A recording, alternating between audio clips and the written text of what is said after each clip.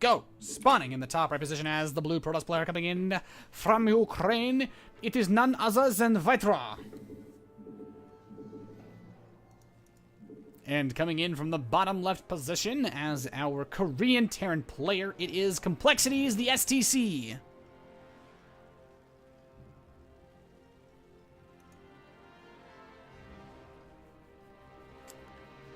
It seems like Nathan's typing and I can't hear his keyboard. I just have my microphone set up well. Easy.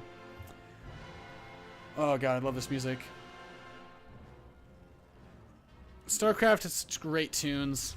Guys, we're in the losers match right now. The loser of this best of 3 is going to be eliminated from the RSL.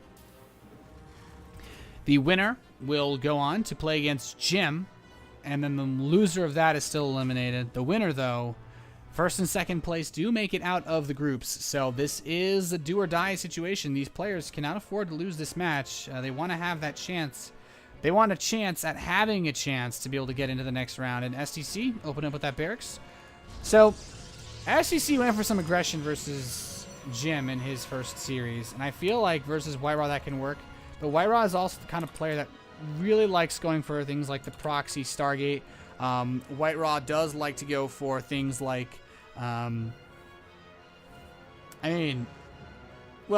you know, the proxy Stargates. That's kind of a defining thing that WhiteRa often does go for. But he's only opening up with 1 gas. So this game, it just seems like WhiteRa wants a fast scout. This is perfectly fine. He just, well, wants to know that STC is not proxying himself.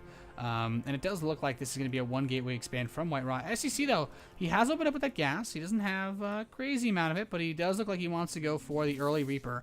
And this is nice because it will allow him to scout out that potential proxy from WhiteRa. Sometimes special tactics are lethal tactics that can involve proxy pylons in precarious positions from the Protoss players. That'll be the next tune for the Kangaroo song. But the SCV is going to give him an ear and scout. He's going to say, okay, it's not anything like a Nexus first or whatever. It's cool. He's going to immediately engine block it, which is nice. That's actually a great way to counter WhiteRa because he didn't even have a Zealot there. He knew that the SCV made it by him, though, and he does start the Zealot. But I think he has an idea that there's going to be something weird going on here. Cybercore is done.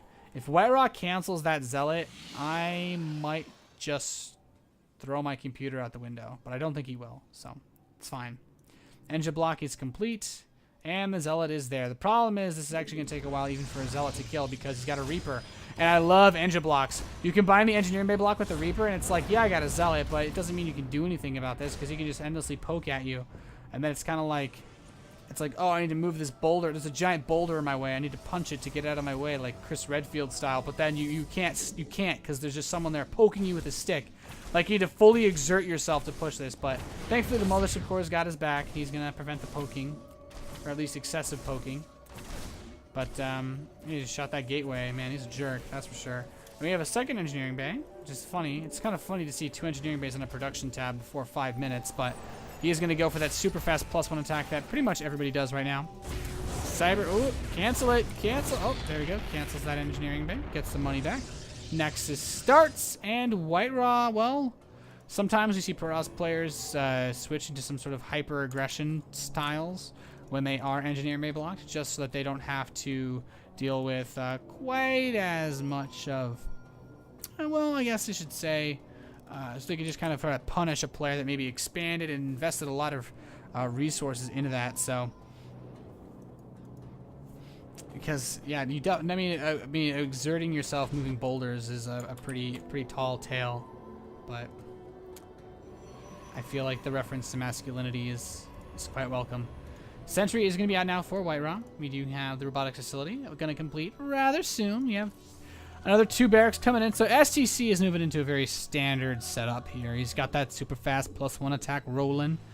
He's getting his bling blang ready to rock. Reaper's going to dive into that main base soon enough. He's going to be checking it out, finding out what it's all about. Now, will he see the robotics facility is an important faucet here. He does not. He does not even spot the robotics bay. So we do, STC is completely in the dark. All he knows is that there's a second gateway being built, and I really hate to break it to you guys, but someone building a second gateway at 6 minutes, that doesn't mean anything.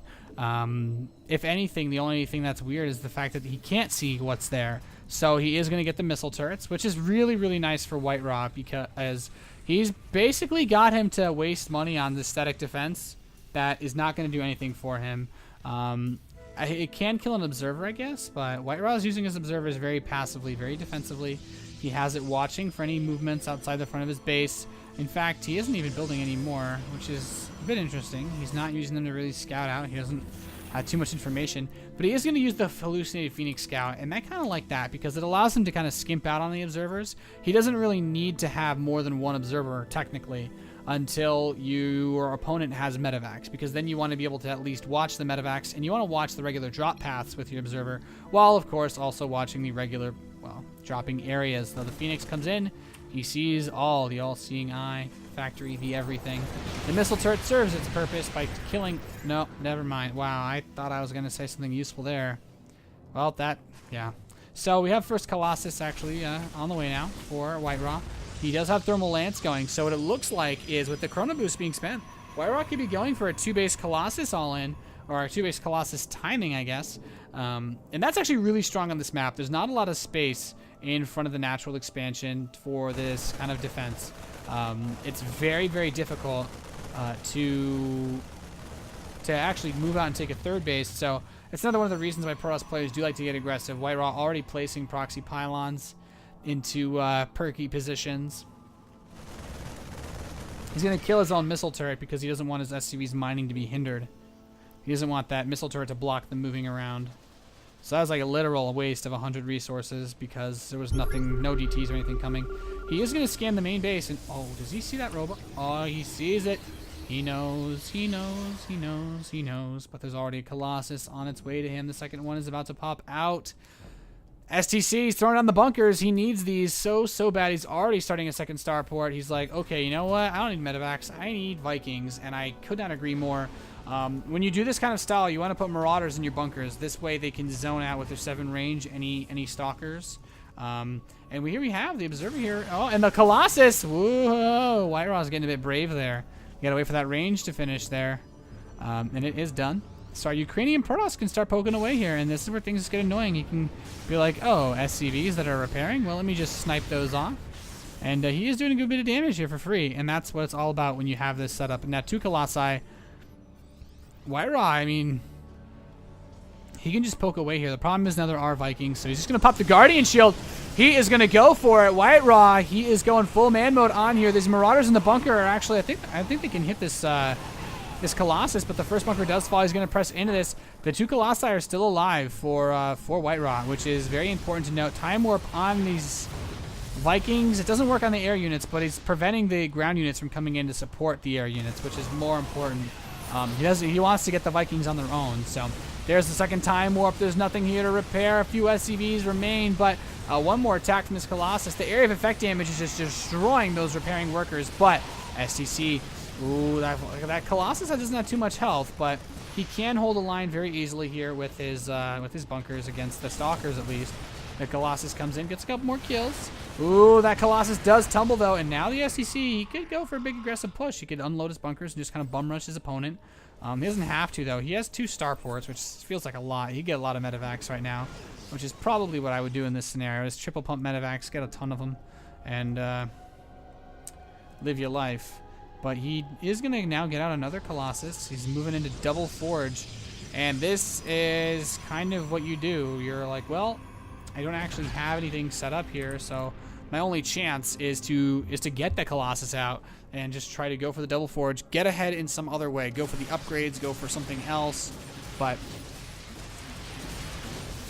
it's going to be tough. And now we do have the Marauders moving out. STC, he wants to find an opportunity to be aggressive. He wants to find some openings, some places where he can try to, I don't know, decapitate his opponent, sever his head. And he's moving out now. The medevacs are headed across the field too. But triple medevac production is nice. He's not fully utilizing it because he wants Colossus.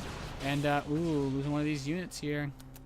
He only has 2 Vikings over here on this area of the battlefield. He actually only has 2 Vikings on the map. One more is finishing now, but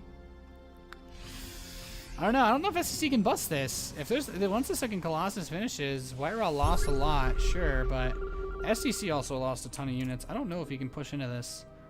This is going to be really, really rough. There's still force fields as well. Is he going to do it? I don't know. No. He's not doing it. If he kills the Observer, he would only do it for metagaming purposes. But he's going to load those medevacs up, go for a Doom drop in the main base. Actually, nothing here to defend for WhiteRa. This could do a lot of damage, especially since the Stalkers are actually moving out. Those are the fastest units in the army composition here for WhiteRa. And now he's in the main base. He can actually pick off the Cybernetics core quite easily. He can snipe the Nexus too, which is exactly what he's going to go for next. Explosion Overcharge is activated, but there's so much raw DPS here from this bio army. STC just kills the Nexus, and he's like, okay, see you, bye-bye. Annyeong keseo, our Korean Terran player says as he leaves. The Stalkers try to chase, but to be quite frank, they are slow. They are slow. Most people that stalk do it slowly. That's probably the best way to, in all honesty. But he can just drop his force here. I don't know why he's trying to run away. He can just drop it all. And there's no way WhiteRa can engage this because it's bio versus Stalkers. So, yeah, you're like, why is he worried about that? These Marauders actually catch one of the Colossi out of position. He gets the second Colossus. The Sentries are actually exposed as well. If he can pick these off, that's going to be huge. Another Sentry does die with so much energy left on it. And this is the perfect engagement for the STC. WhiteRa caught with his pants down. Well played, he says, and STC takes game number 1 in this best of 3 to determine who will go up and play against Jim next. Well, that's a nice 1-0 lead to kick things off. Yeah. Nice. Good stuff. Currently 1-0 lead for SCC. We'll have to see who is going to be able to win this second game, though. Will SCC move on to play Jim, or will WhiteRa tie things up? Stay tuned.